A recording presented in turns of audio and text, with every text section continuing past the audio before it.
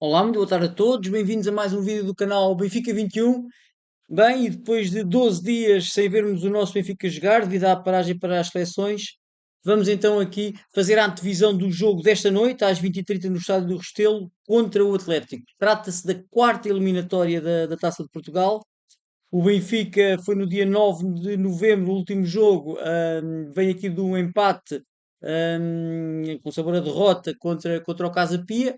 Antes também já tínhamos perdido aquele jogo em casa para a Liga dos Campeões, contra o Bayern Leverkusen. Portanto, viemos de dois jogos, sem ganhar, e de uma paragem de facto de 12 dias. Aqui o título que eu estou a colocar aqui, aposta nos três centrais, porque eu tenho ouvido em alguma comunicação social que o José Mourinho vai testar neste jogo estes três centrais e já vamos falar um bocadinho mais à frente desta situação. É aqui de referir que, de facto, o Benfica inicia hoje uma série de 8 jogos até ao final do ano. Jogos esses que, se por um lado são importantes, por outro também são muito difíceis, de facto, que poderá eventualmente definir o futuro do Benfica hoje na taça, mas depois no próprio campeonato e na Liga dos Campeões. Portanto, hoje é contra o Atlético, depois um jogo muito importante no próximo dia 25, na terça-feira, fora contra o Ajax. Como sabem, são as duas equipas que estão pior classificadas, ainda não conseguiram pontuar na Liga dos Campeões. Depois vamos jogar fora com o Nacional, recebemos o Sporting, portanto, mais um jogo difícil. Recebemos o Nápoles, mais um jogo difícil. Vamos jogar fora contra o Famalicão, mais um jogo difícil. Perdão, contra o Moreirense, mais um jogo difícil. Porquê? Porque o Moreirense está a fazer uma excelente época. Recebemos o Famalicão, também está muito bem nesta época. E depois vamos finalizar o ano no dia 28 de dezembro contra o Braga.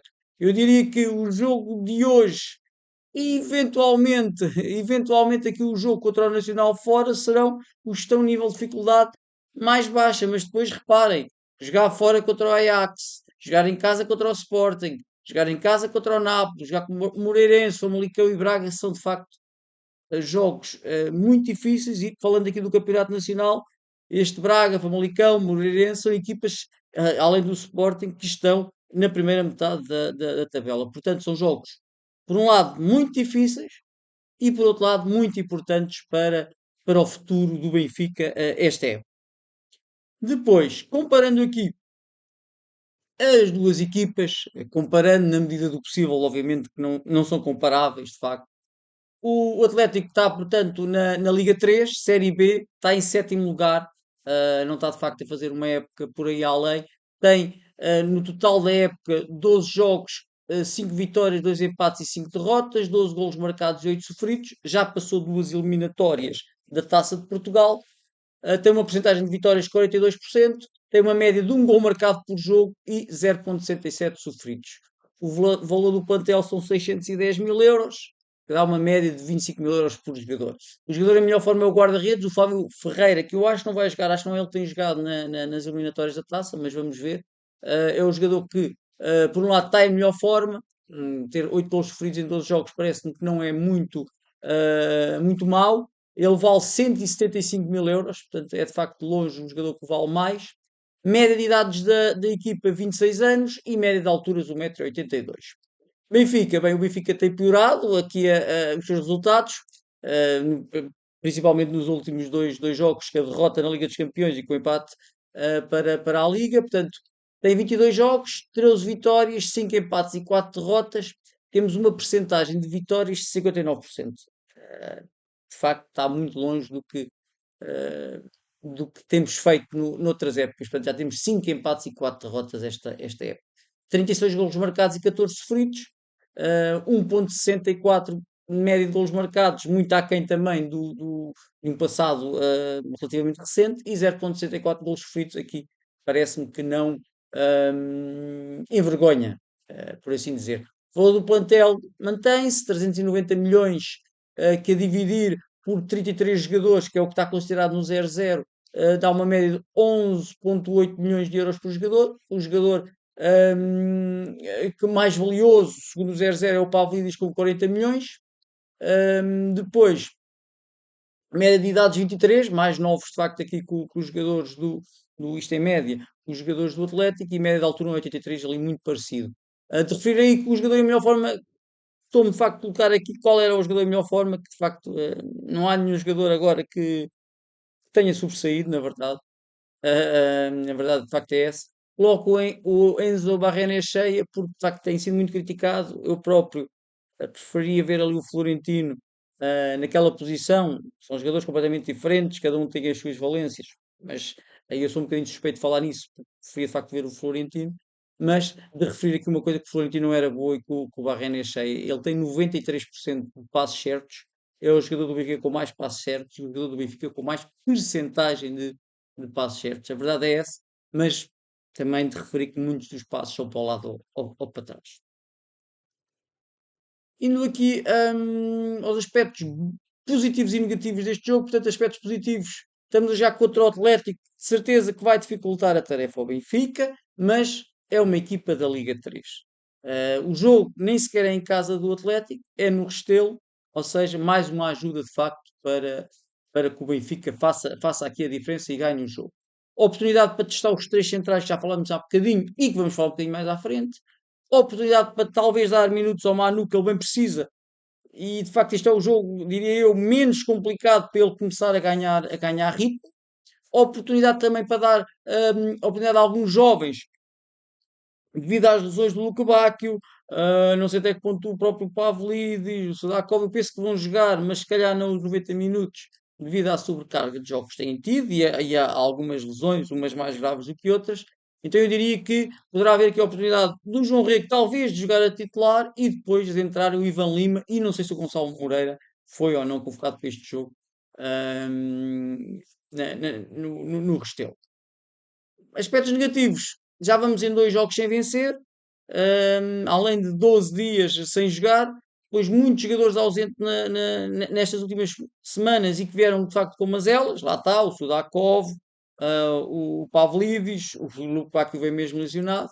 Depois, a forma de alguns jogadores, que também de facto não é a melhor. Eu estou aqui a dar o exemplo do Pavlidis e do Ivanovic, mas há outros, sei lá, o Rios estava a começar a melhorar, mas aquele erro muito infantil no jogo com o Casa Pia, que deitou ali, que deu o empate ao Casa Pia, que acabou por dar o empate ao Casa Pia, portanto, não há aqui nenhum jogador que esteja em muita forma. Vamos ter esperança e acreditar que hoje as coisas vão de facto correr melhor. Este aqui é o 11 inicial, segundo o 0-0. Eu aqui da parte do Atlético, eu não vou falar, na verdade não conheço, de facto, não conheço bem. Lá está o Samuel Soares na baliza e eu penso que aqui na frente, deixa-me só ver aqui uma coisa. Ok, Samuel Soares. Portanto, o Samuel Soares na baliza, é isso que o Mourinho tem feito na Taça de Portugal e também na Taça da Liga.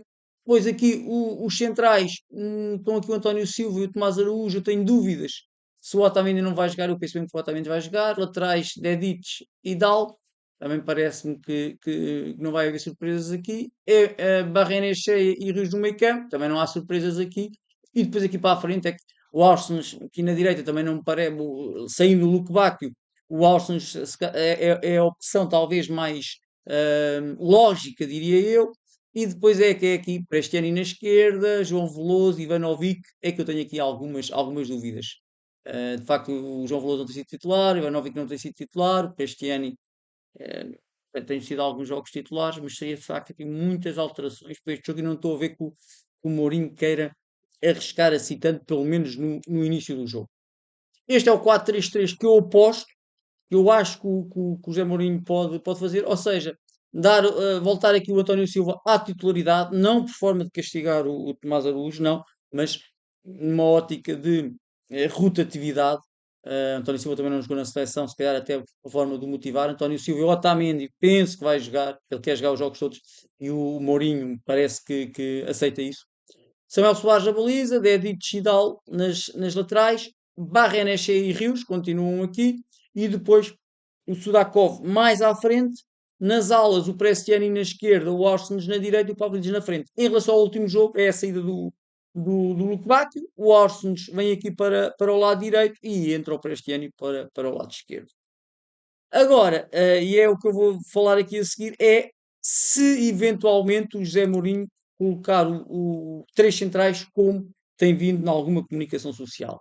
Aí os três centrais já sabemos quem são. António Silva, se calhar aqui no meio, também mais para a esquerda, que é onde ele também tem jogado, e o Tomás Araújo mais aqui para a direita.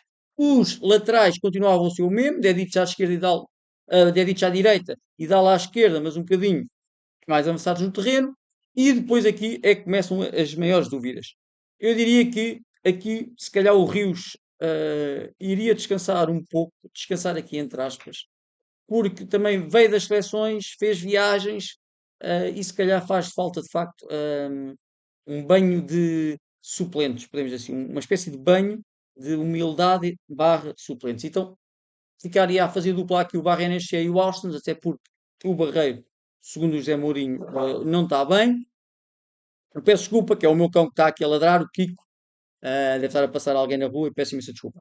E depois aqui, na frente, mais não nas alas, mas eu diria mais entre as alas e o meio, o Sudakov e o João Rego, que de facto é onde eles, diria eu, estão mais à vontade. Como sabemos, o Sudakov é um jogador mais de jogar no meio, ali pela meia esquerda. O Dal já poderia, com os três centrais, dar mais profundidade pela esquerda. E o Sudakov, obviamente, teria que também apoiar um bocadinho à esquerda, mas teria muito mais liberdade. E exatamente fazer a mesma coisa, mas do lado direito o João Rego. Porque o João Rego não é um jogador de ala, não é um jogador um extremo. Não, ele gosta muito de jogar ali naquela posição.